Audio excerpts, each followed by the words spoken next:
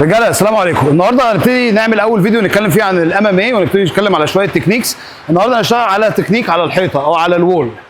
ناس كتيره جدا بتوصل للوول وبعد كده بتخسر البوزيشن، فانا اقول لك تعمل ايه بالظبط او ايه اللي انت محتاجه علشان تقدر تسيطر على خصمك من على الحيطه، وبعد كده تخلص البوزيشن دي بحاجه ايجابيه، يا اما بتيك داون يا اما تخلصها بحاجه ايجابيه. هنشوف دلوقتي. اول حاجه انا بفكر فيها لما احنا نبتدي نشتغل على الوول ان انا اكون عامل بريشر مظبوط على زميلي، تمام، او على الخصم بتاعي.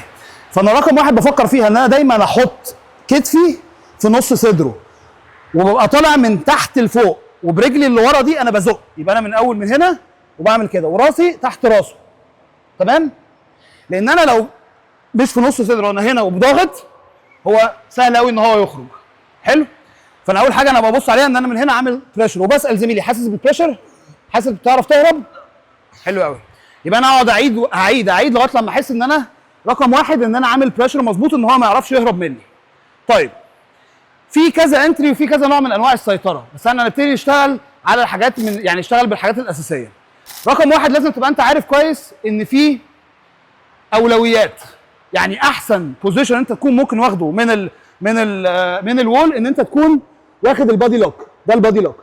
بس ان انا اوصل للبادي لوك ده بيبقى مش سهل، مش حاجه سهله على طول، تمام، لان انا بلاعب حد وهو بيبقى بيدافع. فالاوقع ان انا اول لما بخش مثلا بعد سترايك معين، دخلت اهو بابر كات وبشوط على الدبل ليج وحاطط بريشر، هو هيدافع، اروح انا واخد السنجل ليج. من السنجل ليج دي هحط بريشر لقدام وهرجع خطوه لورا وبعد كده اخد البادي لوك. او مثلا ستاب تاني ممكن نشتغل عليه. ساعات احنا بنبقى داخلين من هنا، انا داخل هنا وانا بشوط اهو، انا خدت جزء واحد وعامل كنترول على الهاند من هنا.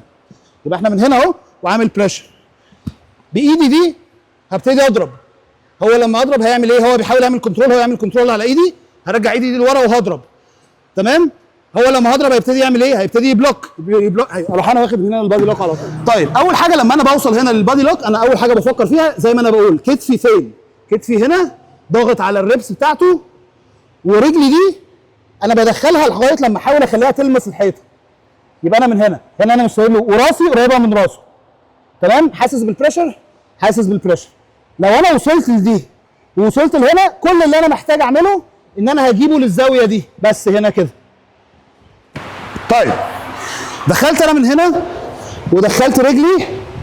اللعيب ده عشان يدافع ما قداموش غير حاجه واحده بس، ان هو يطلع رجله اللي ورا دي قدام. حلو قوي. لو احنا وصلنا لدي، انا بركبتي اهو، بركبتي هحط ركبتي ورا ركبته من هنا، وكل اللي انا هعمله ان انا دلوقتي هسحبه لورا. ديتيل مهم جدا هيفرق معاك في البادي لوك. لما باخد انا بادي لوك من اي حته من هنا، انا على طول بقفل كوعي. هو طبيعي ان هو جسمه هيطلع لقدام. لو زودت دي من هنا خلاص، انا لو رميته هنا هيقع. والسبب الثاني ان انا لما باجي انا افتح من هنا وفاتح زاويه، بيبقى سهل قوي ان هو يدخل ايده من هنا، وساعتها انا بقفل او بصعب الموضوع على نفسي.